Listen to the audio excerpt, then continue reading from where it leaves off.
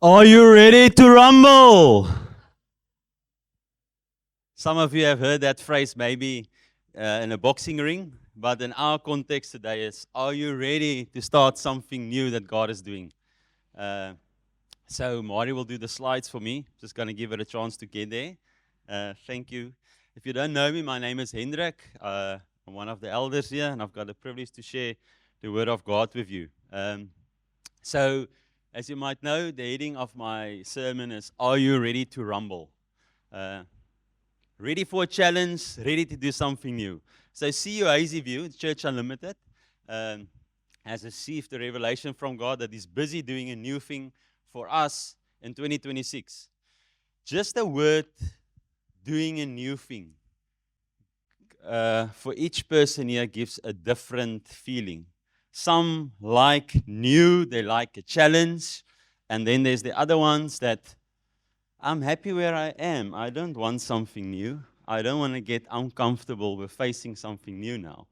So, what would be that reason? Just because you are stuck in your ways. Are you ready to rumble? I always wanted to say that on a mic. So I have the mic, not you, so I'm going to do it. So if we look at this story of the cave, this is an allegory that Plato, not the coffee maker Plato, the philosopher Plato, but it's the same person they're referring to there. So here's a story of people in a cave. If you look there at the bottom, there's a wall, and there's actually sitting people in front of that wall on the floor. I don't know if you see them there. Let me stand this side. And they're looking at shadows that is on the wall. But you can see there's people behind the wall making shadows, and the only way they are able to make shadows is because of the fire.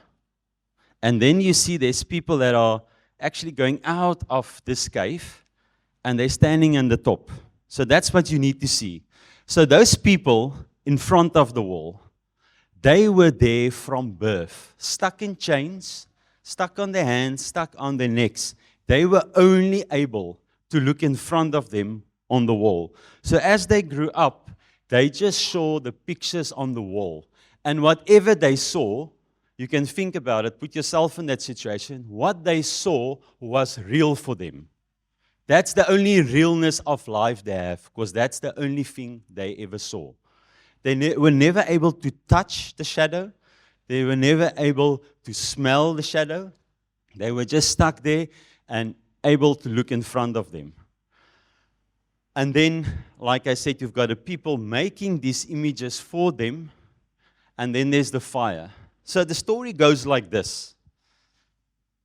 These three guys looking at the shadow, one day, the chains fell off one person.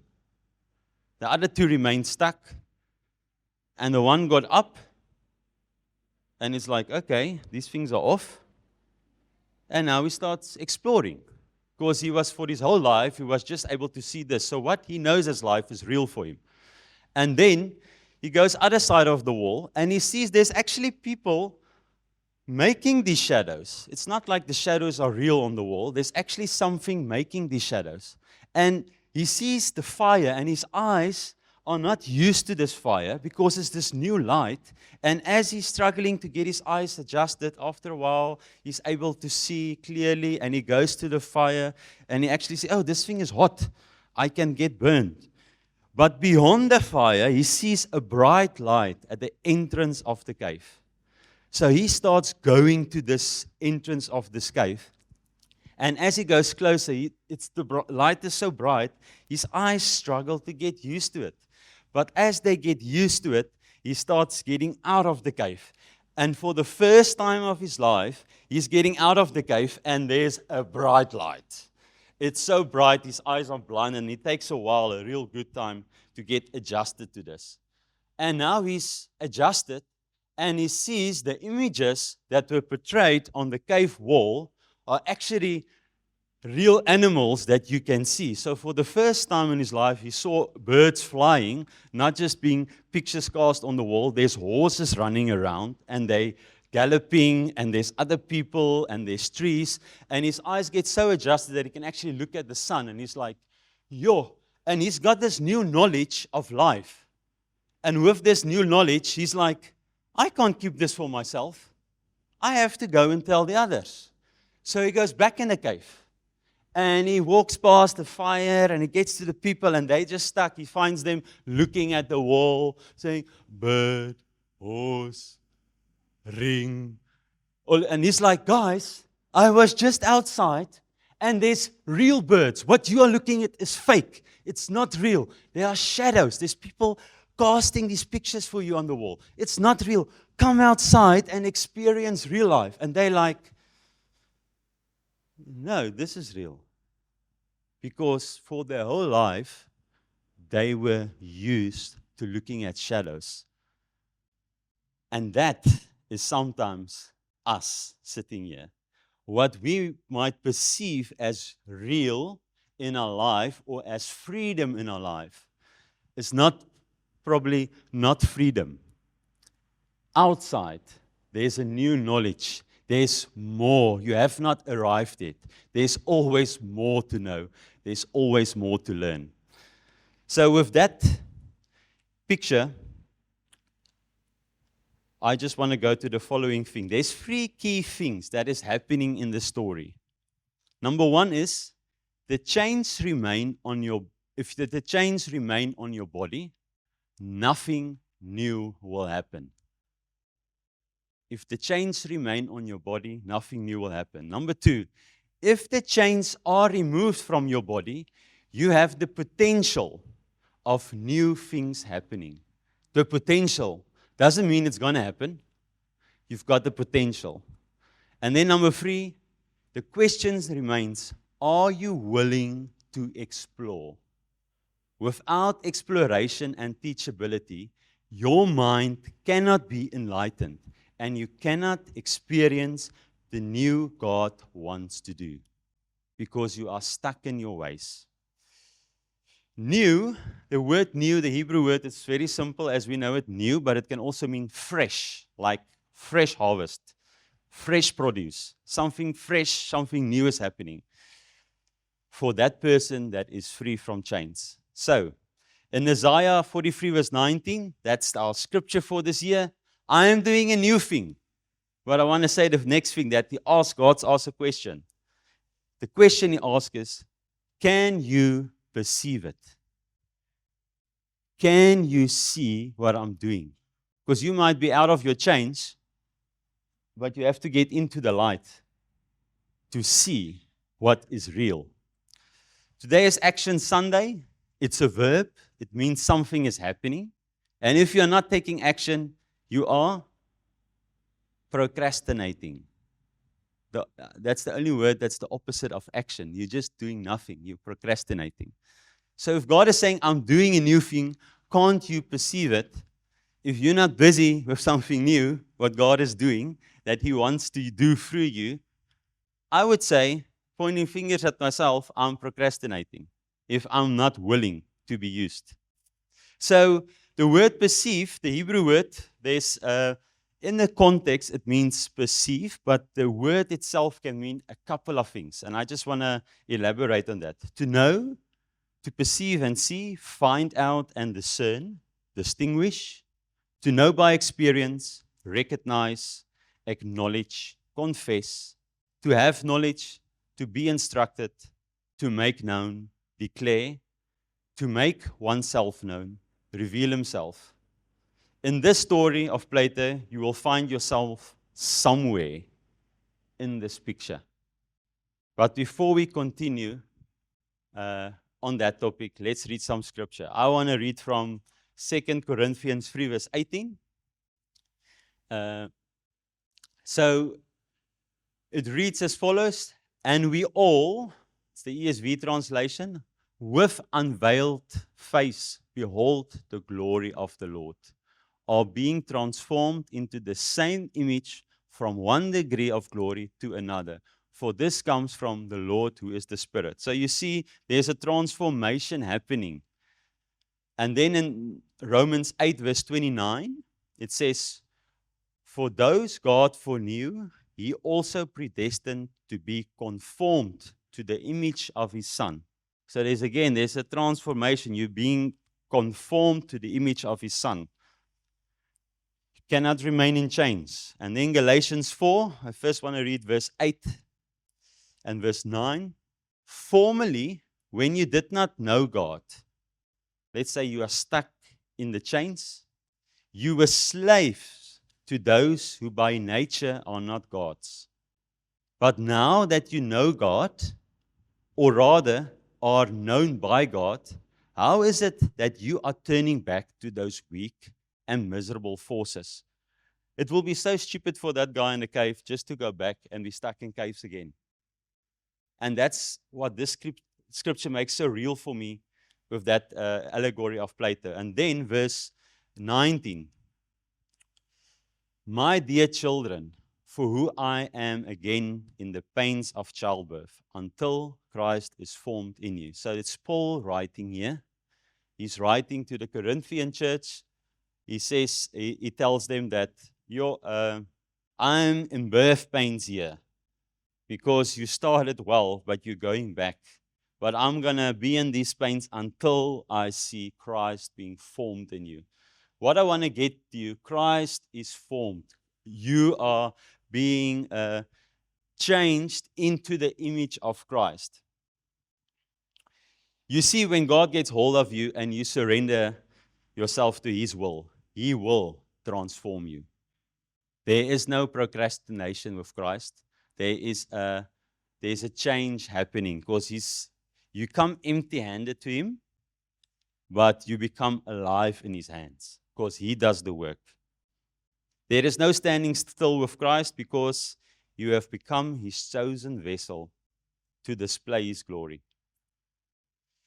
God says in 1 Peter 2 verse 9, I don't have it on the screen, you are a chosen people, called you out of darkness into His marvelous light. It fits so well into that Plato story. Then some of us sitting here might think, we are in the light. We are where we need to be. Let me make it clear then. And this pointing fingers to myself, then none of us have arrived until we have reached our destination. And Philippians 3 verse 12 is again Paul writing. I don't think I have it on the screen. So it reads as follows. Paul is writing here. Not that I have already obtained all this, or have already arrived at my goal, but I press on to take hold of that for which Christ took hold of me. So he's in God's hands, and God is busy challenging and pushing him to break new boundaries, to go and preach the gospel, and so that Christ can be formed in. And then he says in verse 13, brothers and sisters, I do not consider myself yet to have taken hold of it, but one thing I do, forgetting what is behind and straining towards what is ahead, I press on towards the goal. So in this life, I don't think we'll ever reach the goal. There's always something to learn, because you might be in the light, you might have the knowledge, but now the next goal is to get back in the cave and tell the others. And for each one of us, that looks different, because we all have different people around us, we have different works, we have different environments, and that's where each one of us has a different goal of what God has called you for. You are His vessel, and He wants to use you, form you, build you, so that you can be more, I want to say, equipped to do what He has called you to do. By looking at God with unveiled eyes and enlightened minds, we can become more like Him. But if we think truth is what the world portrayed, we will remain veiled and darkened in our minds. It's so easy to just take that. I think it was written probably in the 1700s. It's in the, what does he call it? It's the book of, the Republic book of Plato. That's where this allegory comes from. And I can put that thing straight into a phone. Just think about it. You have a phone in front of you, and this is what you're used to. You only see this. You've got people casting shadows. It's basically people that are on YouTube or that are Whatever they think is truth, whatever they think is real, they are portraying it, and you are looking at it, and that is real for you, and you are taking it in. Yesterday we had a discussion with it's my brother's, my brother's wife. She said she went to a Connect group, and what happened there is the people watched the series The Chosen. So The Chosen is a good series, but it's not everything biblical. They put some extra things in there. But this person was communicating in the Connect group as if The Chosen is the Word of God. And she said, like, remember when this guy said this, but she said it as if it's in Scripture. So what I want to get to is, whatever you see on TV, confirm it with the Word of God. This is the only truth that is there.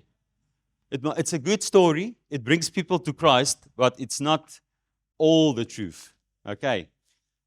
You can get so stuck with your TV screen that's portraying images to you.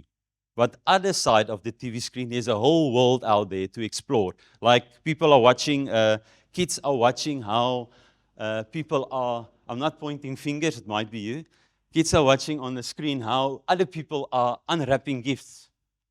Or they're watching how people are playing on a playground on TV instead of doing it themselves.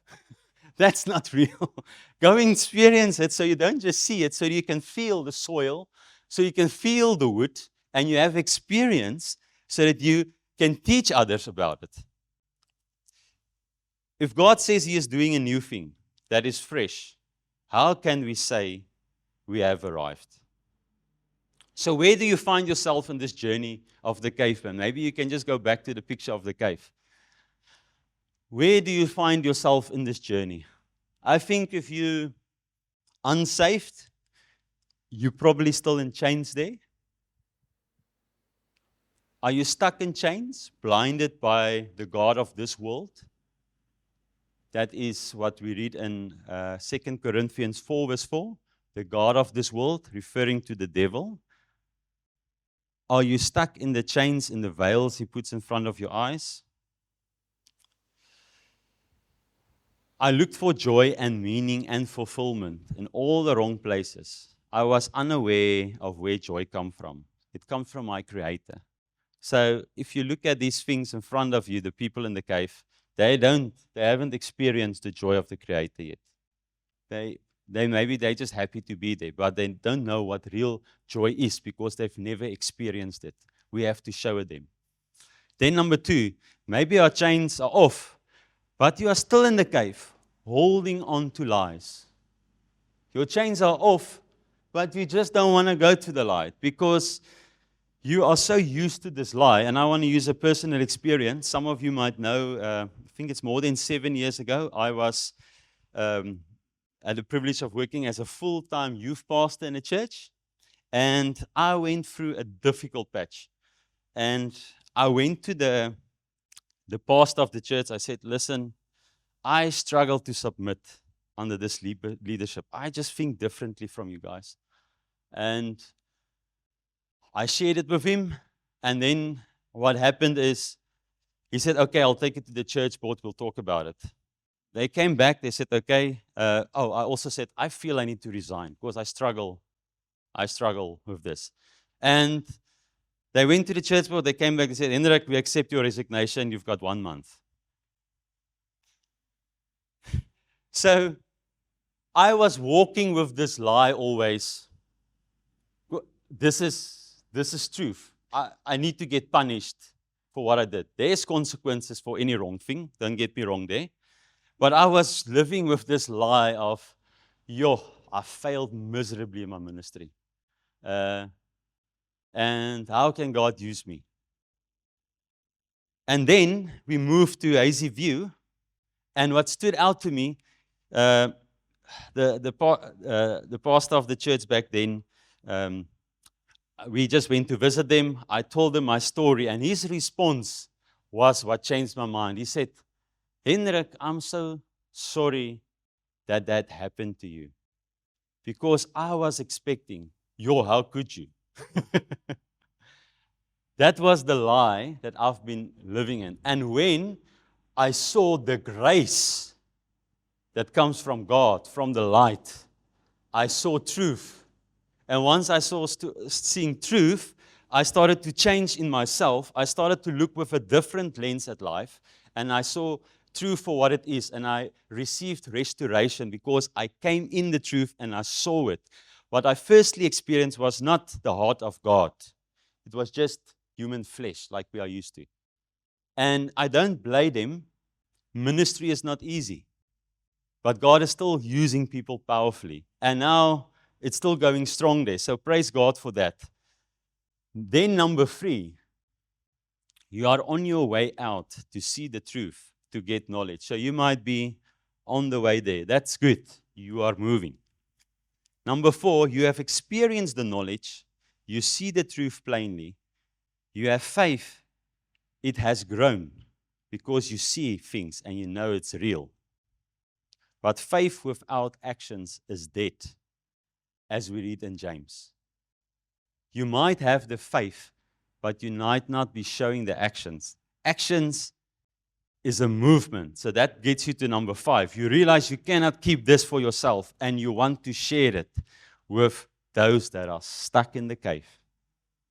And that's where you start equipping yourself. When we realize how much we are in need of growing and how we have to work on ourselves to display the image of Christ, we can share the good news of Christ with so much compassion and love. I think the correct word is with so much grace, because we all need a Savior. Isn't he wonderful?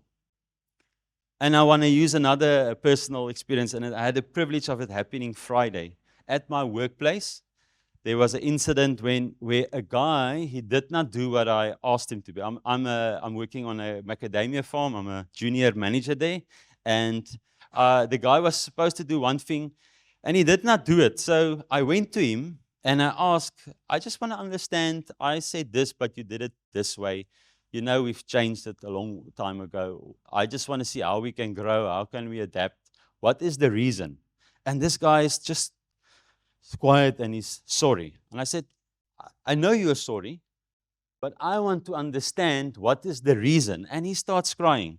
And he explains to me his situation at his house. And I don't show any emotion. I don't want to go in, okay, I want to cry with you. I just listen. And my response was, firstly, to share with him some facts about life. I just shared him facts because I know if you implement this, this will happen. If you implement this, this will happen. So that when he goes back to that situation, things can change. And I thought, Hendrik, well done, chuff. And I drive away there. This guy thinks differently now, and he knows what he can do. He can take some action. And as I'm driving, the Holy Spirit just tells me, Hendrik, that guy only needed Jesus. So I'm stuck there driving back, and I have to go to the office. I'm at the office, and God just put this scenario in front of me that I was alone with this guy when he was bringing back all his tools, because the rest of the supervisors, they were on a training. So I said to him, listen, I know you've probably heard it a lot, because every Wednesday there we have church on the farm. I'm not always the one doing it. It's one of my supervisors doing it. And so I can't always understand, but I know more or less what's happening there. So I said to this guy, I know you've heard about Jesus a lot, but I know you need Jesus in this situation. And I asked him, do you know the gospel? And he said, yeah. And I explained to him my version of the gospel. And I could see by sharing the truth about life from the gospel, how his mindset changed. And you can see he starts smiling. And I'm like, do you need me to pray for you? You want to respond to this gospel? And he's like, yes. And I pray there, just simply. And then he gave his heart to God, what you want, to get a change of the people. And then it's like, yo, you need the Holy Spirit now. So I was able to, I said, the word says, be filled with the Holy Spirit. So I was able to pray for him. They said, yes, please pray for me.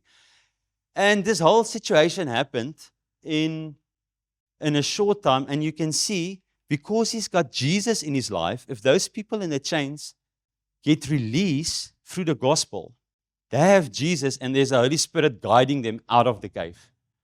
The reason I want to say this is because very often we want to get back to that people and tell them facts. We want to tell them the truth. But we can only sow the seed. Let God do the work. Because as I was sharing, I could see it's not me. It's only the Holy Spirit that can bring a smile on a person. Look at this face. Who wants to smile at me? Yeah. No. So I want to end with the following. Plato was not a Christian. So he left one important key out of that I want to bring. Out of a Christian point of view. I believe many of us have knowledge of truth, and we want to convince people of the truth.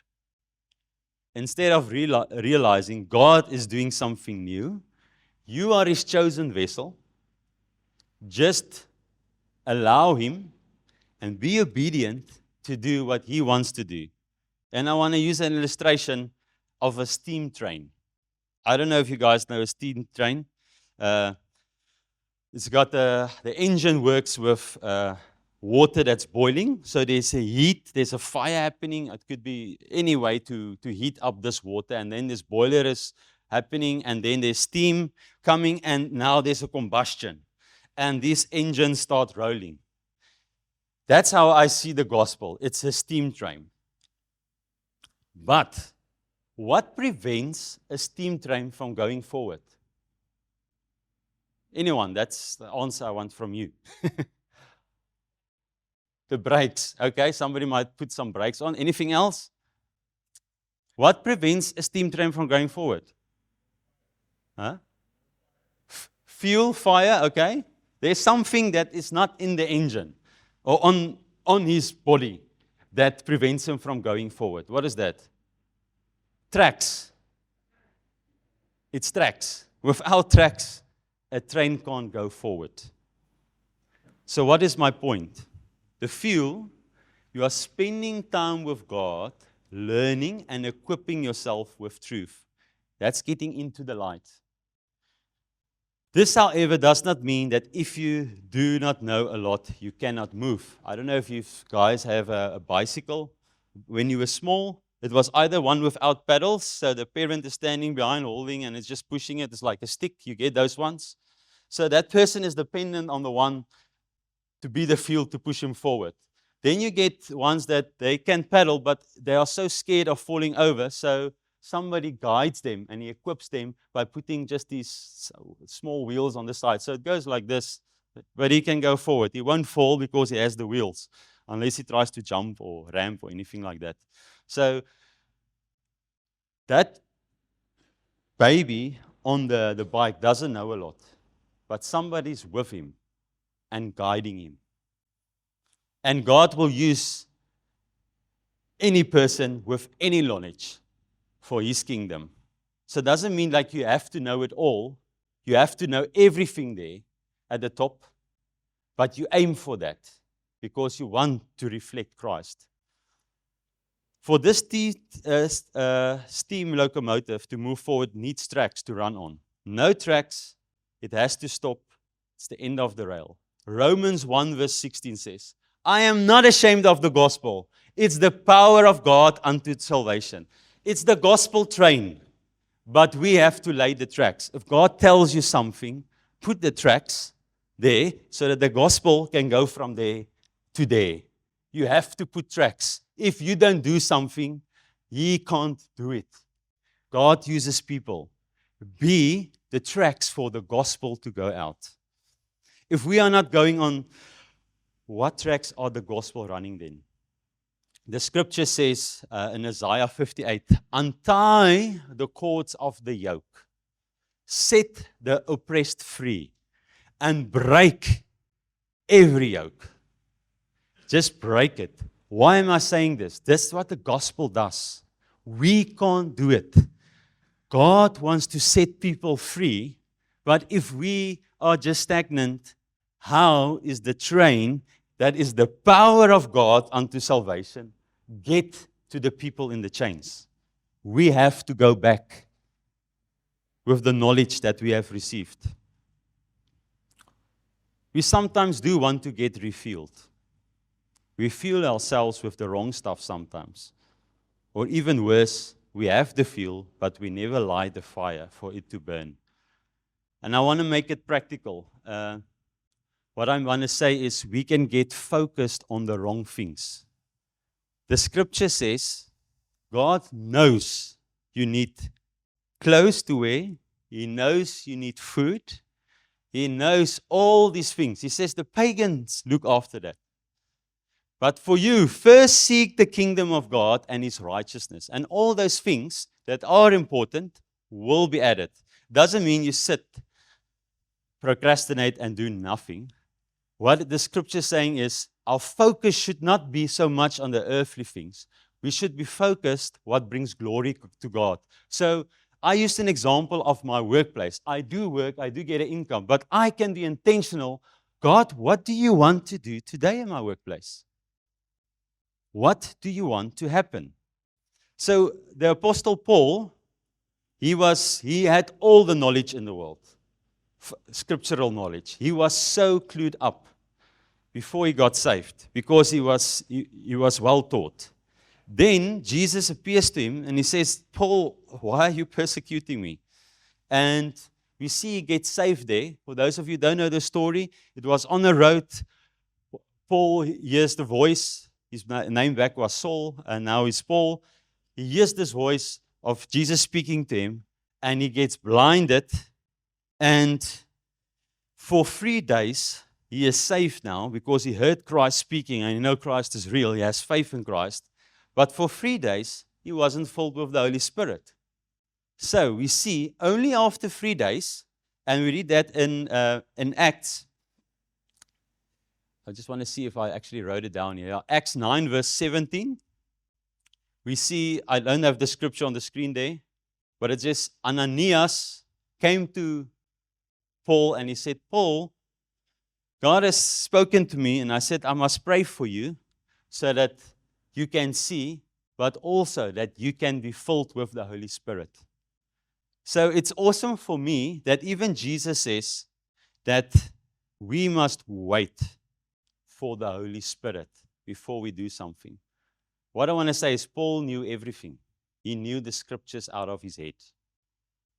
But he didn't have the equipping of the Holy Spirit because he writes in 1 Corinthians 2 verse 4, my message and my preaching were not with wise and persuasive words, but with a demonstration of the Spirit's power, so that your faith might not rest on human wisdom, but on God's power. I want to encourage you with that. When you go, it's not so much what you know, it's more of how the Holy Spirit will use what you know when you are obedient and doing it. If we fail to trust God, we cannot reach our full potential. If you fail to put your trust in God, no matter the situation, you cannot reach your full potential. You might be standing here and you feel a prompting of the Holy Spirit, and God is telling you, just give that person maybe a hug. You will feel so uncomfortable, but God is not in a comfortable business. He's in the uncomfortable because He's doing a new thing. And when you go in obedience, see what the Holy Spirit does with that simple hug. Because that's how He operates. It's you bringing the tracks for the gospel to get there. He calls us to work through us. Therefore, as a team member with Him, I can do all things through Christ who strengthens me. Be bold with what God wants to do. I want to end with that. It takes both faith and action to experience God's best. We will never, I think, be able to see the potential of God in you if you just procrastinate. There's nothing wrong with just sitting. Some of us are immobile, but God still has a plan and a purpose for you. There's different ways. He will show you what to do. So I want to end. If there is anyone here that is stuck in chains, I don't want to pass this opportunity. You will know if the Holy Spirit is speaking to you. I want to give you the opportunity to respond to that.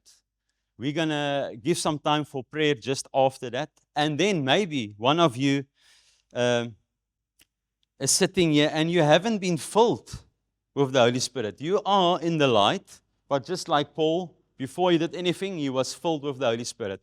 Maybe you want to be filled with the Holy Spirit. You know, I saw this because you are not equipped for the work of God if God is not your team member. If He's not using the gift. If you don't have the Holy Spirit, He can't give you that gift. There is a gift each one of us are born with, inherited gift. You may be talkative, or you might be just energetic, you want to do things. But there's a special gift that the Holy Spirit gives you. And we read about it in 1 Corinthians 12 up until 14. You read about the gifts of the Holy Spirit. Maybe you have a yearning to be filled with the Holy Spirit. I want to give you also an opportunity to be prayed for. So I want to ask that we close our eyes. And if you are any of those ones, or just maybe there's a special need, I want to invite you to come to the front so that we can pray. There's nothing special about us. It's just you are responding to what God is telling you. Let's close our eyes. Father, I want to thank you. Thank you for your word. Thank you for the truth. That we have no reason to be stuck in chains. No reason. That's why you send your Son to come and break the chains. To come and untie the cords of the yoke. To set the oppressed free. And if there's any of you like that in that situation, I want to ask you to come to the front. Maybe you feel stuck. And Lord, I just want to thank you for your Holy Spirit. I don't know where I would be without it. No guidance, no prompting, just empty, Lord, the empty vessel. But you came and filled this vessel. Thank you, Holy Spirit, for what you are doing. Lord, and we're going to go into Action Sunday with some teachings on different topics. And Lord, we want to take action. You're a God of action. Your word says, and we want to respond to that you are doing something new. Can't we perceive it? Lord, come and remove the veils from our eyes so that we can see clearly, clearly see your plans and your purposes for each one of us, Lord. As an individual, but also corporately as a body of Christ, Lord, for your gospel to reach the end of the earth. I pray it in Jesus' mighty name. Thank you for your goodness. Thank you for your love. And let your name be glorified in our lives as we are being changed more and more into your image. We pray it in Jesus' mighty name. Amen.